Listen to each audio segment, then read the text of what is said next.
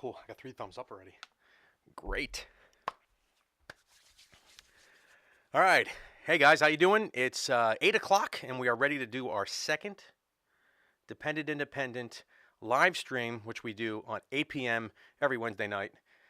And it is 8 o'clock Eastern Standard Time here and 5 o'clock Pacific Time if you are on the West Coast. Thank you for everyone that's tuning in. This is a Facebook live stream. So I want to thank, being this is the second one, I want to thank everybody for watching the first episode, official episode, launching this live stream.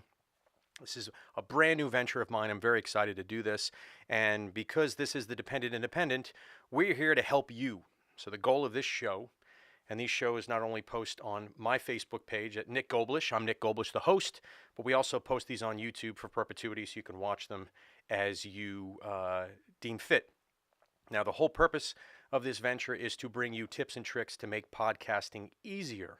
I know before I started podcasting, it was something I'd listened to podcasts on an iPod that I bought in 2008. I had a long commute to work, and that's pretty much how I got most of my content. Wasn't watching a lot of YouTube because at the time, couldn't watch YouTube on my phone, and I didn't have any LTE or anything like that on my iPod at the time, so I consumed tons and tons of podcasts about video games, about movies, about entertainment, all the things that I enjoyed. And that's the cool thing about podcasting, is you're able to consume as much content as possible of things that you like, and consuming that content is free. Now, since we posted the show, I've gotten some questions, and also some podcasters I've talked to, that probably the earliest things that we all ask ourselves when we decide to do podcasting is where do they come from? You know, I know it's a sound file. Yo, what's up, Brad? Thanks for joining me, buddy. It's a misnomer that when I was downloading podcasts, I was downloading them off of iTunes, and I was under the assumption that all the podcast files that existed out there, all the MP3s, the sound files, I'm sure you're familiar with those, or WAV files, those two types of formats of audio. One's a little bit more compressed, which means it's kind of crammed together, the audio's crammed together, and some are actually a lot bigger, WAV files, which we record our podcasts on, and then we publish them as MP3s. And I was under the impression that all these podcasts came from iTunes, but that's wrong. They don't. What I want to talk about today, and again, making it easy for you to understand podcasting, is where do they come from? Technically, podcasts come from what I call more of a podcast bookshelf. You know, when you go to the library and you check out books, the online bookshelf for podcasts are called podcast hosts. Basically, a website that hosts your audio files, stores your audio files.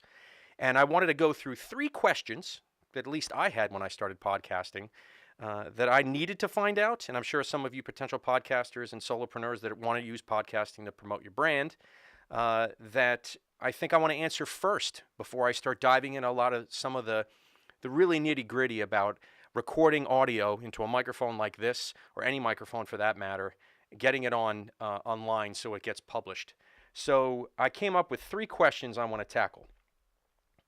Now, podcasting is a way to get free content. I've never paid for a podcast before, never went online and actually keyed in my credit card or did anything to get content, whether it be things like serials, like Serial, which is a big podcast, a very fancy podcast. NPR puts these podcasts out. They're really pristine quality. Never had to pay for that. So I can go on iTunes at any time, or like we talked about in the last show, is go on my phone, on my podcast app, Podcast Addict on my Android device, download any podcast I want for free.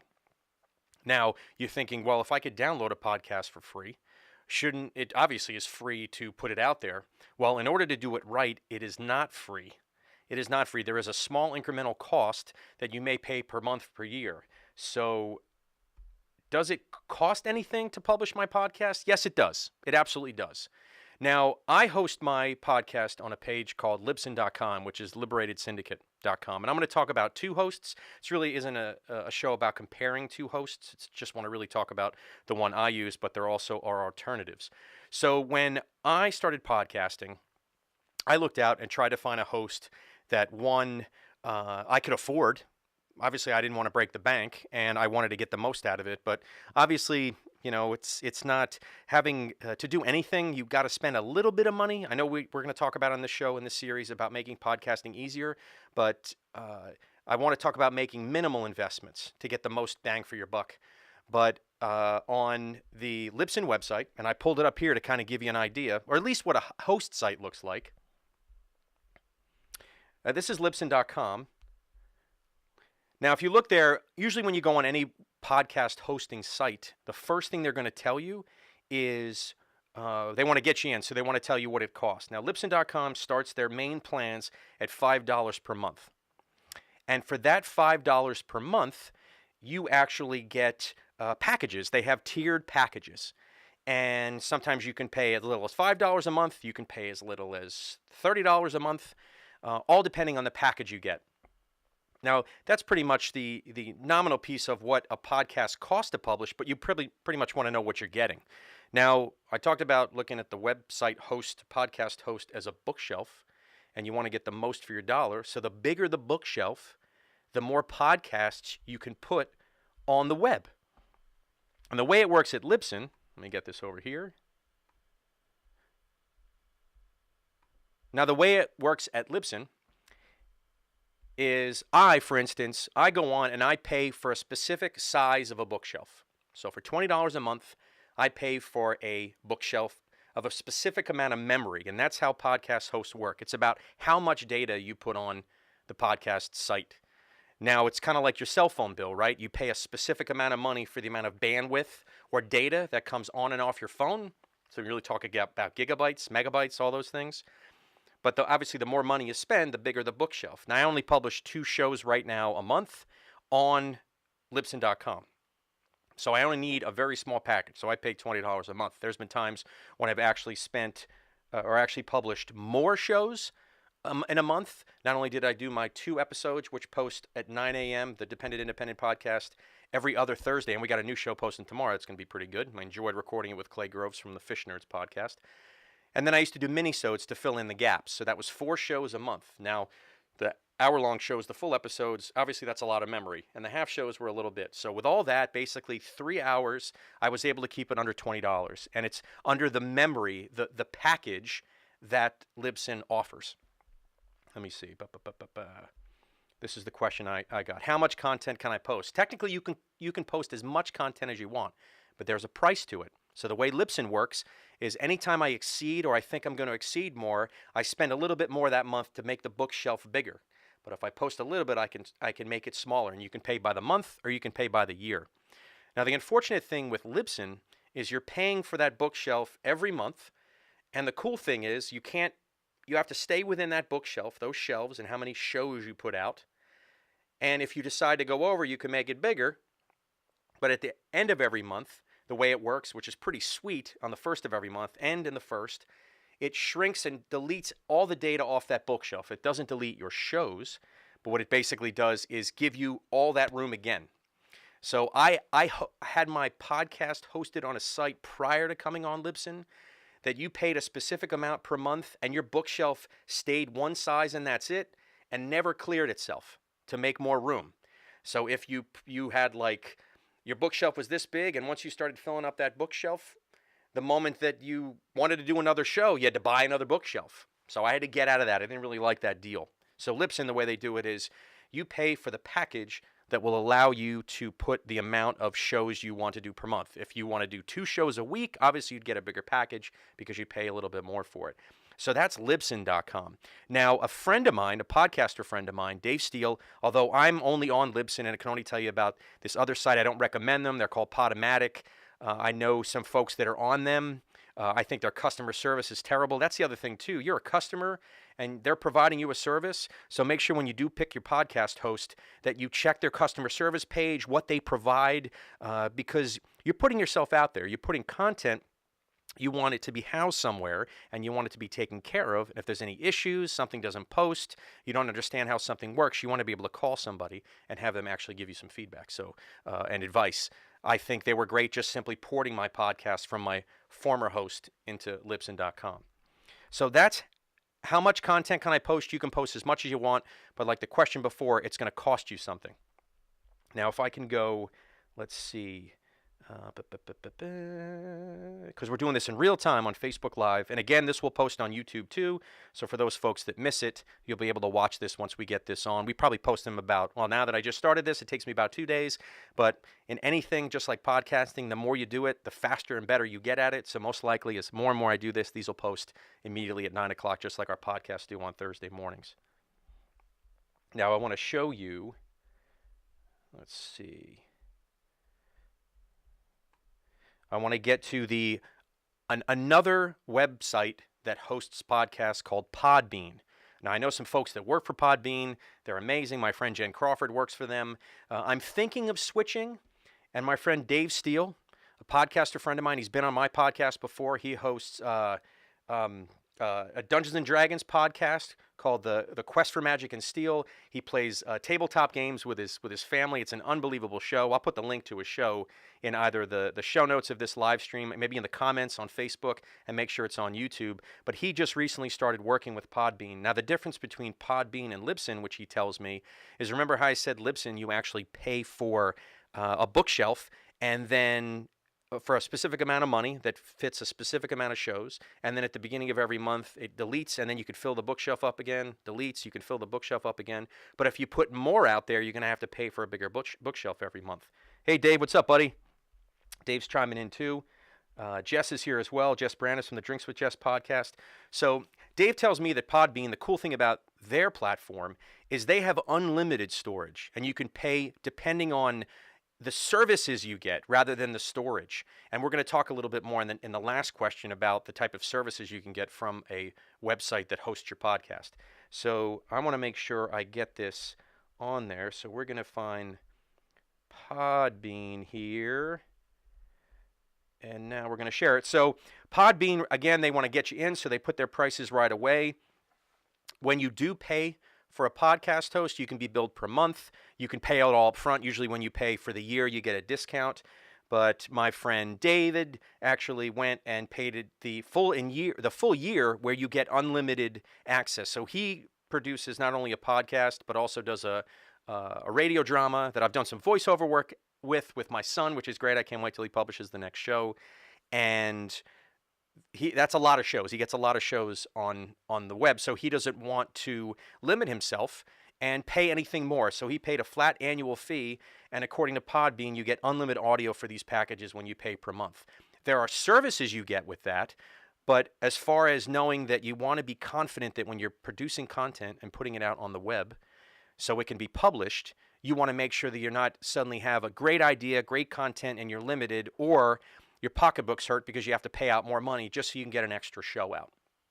Now, I hope that makes sense. We talked through about the costing, that it's not free to produce a podcast, but you can see these numbers aren't crazy. If you really love what you do, and especially if you're a business and looking to invest in something that then is accessible to so many people that's free, it's definitely a worthy investment. I've never thought that I've paid too much money to produce my show. I have paid too much money to finance the studio and do all that kind of stuff, but that's just me. That might not be everybody's bag. And again, my job is to make sure I give you tips to make sure that you don't need to do all this to produce great content and good quality content on podcasting. Where does my show go after I publish? iTunes was great. I knew that iTunes was where I wanted my podcast to be and where everyone wants their podcast to be. The premier site. I mean, they invented the iPod. So when I put it on my podcast host, I didn't quite understand where it went. Now, obviously, when you create a podcast on a website, a podcast host, and keep it as simple as possible, you'll hear this word. It's called an RSS feed. It is the channel that the internet pulls your podcast off your host site to distribute it everywhere. And when you're looking at a podcast host, you want to make sure that they have features that drive your podcast to as many places as possible. Now, when I first got it, I knew it would go to iTunes, so I loaded on iTunes. But as technology gets bigger and there's more platforms where people can access podcasts like Google Music, Google Play, or iHeartRadio, or Overcast, or tons of other apps, Podcast Addict, anything on Android or apps on iOS, or anything streaming on the internet. Another great thing I didn't mention is when you do publish your podcast on any of these hosts, it creates a website for you. So you can direct potential customers to your Podbean or Libsyn website. And Podbean has a little more colorful website. They put a lot more emphasis on visuals. I'm not even going to show you the Libsyn website. That's why I have my own website at thedependentindependent.com, where you can stream our show. And let me know if you're interested in podcasting, and I can help you make that easier. And I'll plug that again so you guys could see that, and you can access it. We'll put it in the comments too and in the YouTube show notes.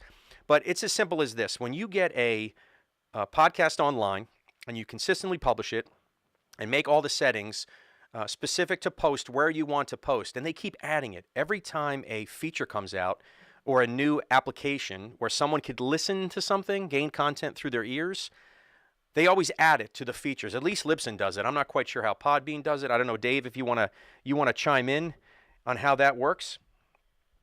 The ability to get it everywhere is amazing. Now, what I did was, just for sake of argument, I brought down Alexa, our Amazon Echo. Oh, she knows I'm here. And I wanted to just kind of give you an idea about the potential of getting your content in everyone's home. So you can simply say, Alexa, play the Dependent Independent podcast. Getting the latest episode of the Dependent Independent podcast. Here it is from TuneIn. So there you go. As easy as that. I can ask this device here, and it simply finds my feed and pulls it off my RSS feed and pulls it from my site. I believe it transmits through iHeartRadio. I think that's the application. I want to thank Dave Steele. Actually, he told me how to do that, and I had no idea. And by the way, Alexa, pause.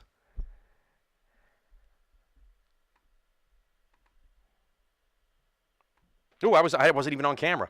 So here's Alexa, and I had her play that. Oh, I didn't switch. Oh, got to learn. Got to get better. So where your show go after it's published, it goes everywhere, as long as your website host directs it where it needs to go.